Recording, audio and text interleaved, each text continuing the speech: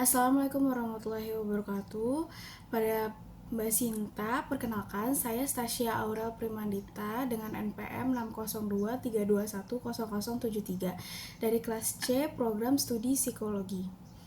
Pada video ini, saya akan memaparkan dua alat tes kepribadian yang menjadi tugas ujian akhir semester mata kuliah asesmen kepribadian, yaitu Draw a Man atau DAM dan Papikostik.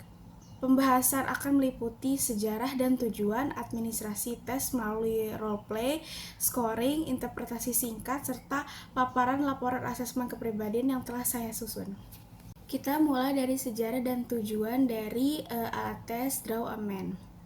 Tes Draw a Man atau DAM dikembangkan oleh Florence Laura Goodenough pada tahun 1926 sebagai alat untuk mengukur perkembangan intelektual anak melalui gambaran manusia. Selanjutnya, tes ini disempurnakan oleh Dale B. Harris sehingga dikenal sebagai Goodenough-Harris Draw a Man Test. Dalam perkembangannya, selain digunakan untuk melihat perkembangan intelektual, tes gambar manusia juga dimanfaatkan dalam asesmen kepribadian sebagai teknik proyektif untuk memperoleh gambaran mengenai konsep diri, kematangan emosi, hubungan interpersonal, serta dinamika kepribadian individu. Tujuan tes Draw a Man memperoleh informasi mengenai karakteristik individu melalui hasil gambar manusia yang dibuat peserta.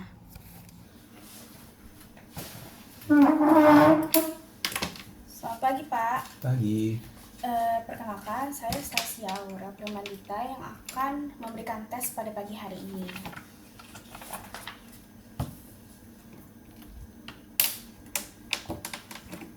Hari ini saya akan memberikan tes Draw a Man. Di depan Anda telah tersedia satu lembar kosong dan sebuah pensil. Tugas Anda adalah menggambar seorang manusia secara utuh. Gambarlah sebaik mungkin sesuai kemampuan Anda. Tidak perlu khawatir mengenai bagus atau tidaknya gambar, karena yang dinilai bukan kemampuan menggambar. Silakan menggambar sendiri tanpa melihat contoh ataupun bertanya kepada orang lain. Jika sudah selesai, silakan beritahu saya.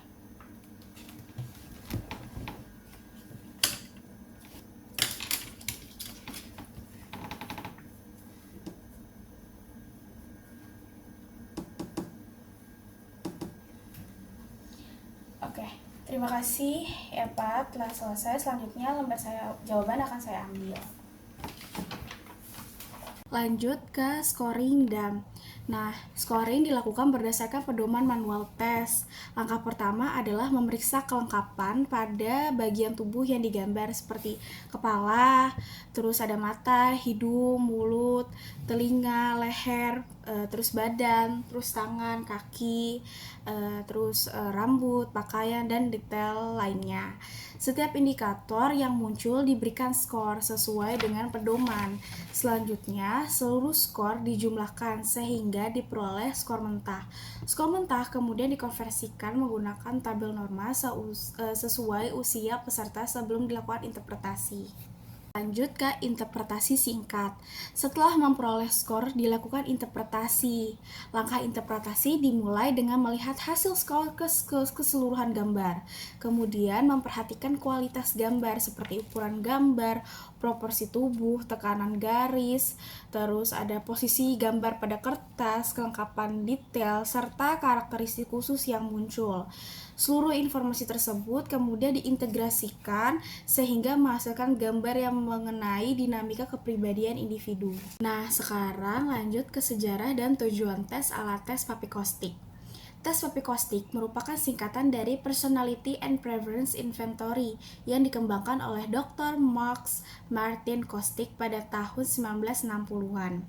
Tes ini dirancang untuk mengukur karakteristik kepribadian yang berkaitan dengan perilaku seseorang di lingkungan kerja. Papikostik banyak digunakan dalam proses seleksi, promosi jabatan, pengembangan karyawan, serta asesmen kompetensi karena mampu menggambarkan kebutuhan individu dan kecenderungan perilaku dalam bekerja. Tujuan tes ini adalah memperoleh gambaran mengenai gaya kerja, motivasi, hubungan interpersonal, kepemimpinan, tanggung jawab, serta orientasi terhadap pekerjaan.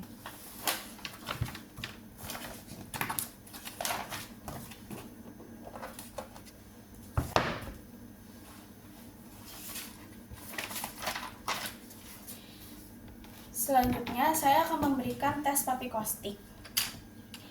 Pada lembar soal terdapat sejumlah pasangan pernyataan.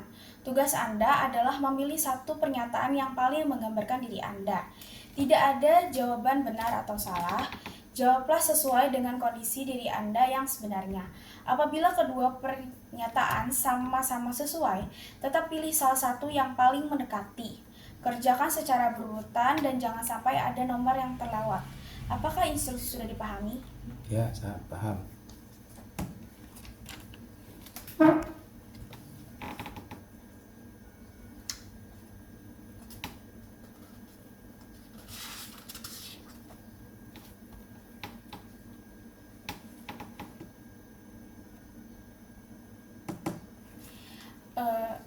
Terima kasih, tes sudah selesai. Selanjutnya tes akan saya ambil.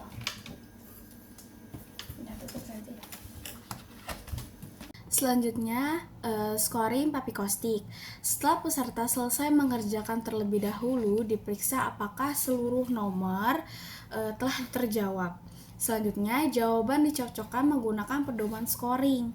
Setiap jawaban akan masuk ke dimensi tertentu dalam papikostik. Frekuensi setiap dimensi dijumlahkan sehingga diperoleh skor masing-masing aspek. Skor tersebut kemudian dipindahkan ke lembar profil sehingga terbentuk grafik kepribadian yang selanjutnya diinterpretasikan. Kayak gini nih contohnya. Masuk ke interpretasi singkat.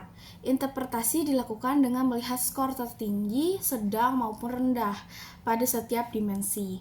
Selanjutnya dianalisis hubungan antar dimensi sehingga diperoleh gambaran mengenai motivasi kerja, gaya kepemimpinan, kemampuan bekerja sama, kebutuhan akan aturan, kemampuan pengambilan keputusan, tanggung jawab, serta orientasi terhadap pencapaian. Selanjutnya, bagian paparan laporan asesmen kepribadian. Berdasarkan hasil asesmen yang telah saya susun menggunakan tes Draw-Amen dan papikostik, diperoleh gambaran umum mengenai dinamika kepribadian subjek. Dari hasil Draw-Amen terlihat karakteristik kepribadian yang berkaitan dengan konsep diri, kondisi emosional, hubungan interpersonal, serta cara individu memandang dirinya dan lingkungan sekitar. Sementara itu, hasil papikostik menunjukkan kecenderungan perilaku individu dalam situasi kerja, meliputi motivasi berprestasi, tanggung jawab, kebutuhan akan keteraturan, kemampuan bekerja sama, komunikasi interpersonal, serta gaya kepemimpinan. Integrasi kedua alat memberikan gambaran yang lebih komprehensif mengenai karakteristik kepribadian subjek. Hasil asesmen menunjukkan bahwa subjek memiliki kekuatan pada aspek-aspek tertentu, serta area yang masih dapat dikembangkan sesuai dengan tujuan asesmen. Penyusunan laporan dilakukan dengan mengintegrasikan seluruh hasil tes, data observasi, dan prinsip interpretasi psikologis sehingga menghasilkan kesimpulan yang objektif serta sesuai dengan kondisi individu. Demikian pemaparan saya mengenai alat tes Draw-Amen dan papikostik yang meliputi sejarah, tujuan, administrasi tes, scoring, interpretasi singkat, serta paparan laporan asesmen kepribadian. Semoga presentasi ini dapat memberikan gambaran mengenai proses pelaksanaan kedua alat tes tersebut sesuai dengan prosedur asesmen psikologi. Terima kasih atas perhatiannya Mbak Sinta. Wassalamualaikum warahmatullahi wabarakatuh.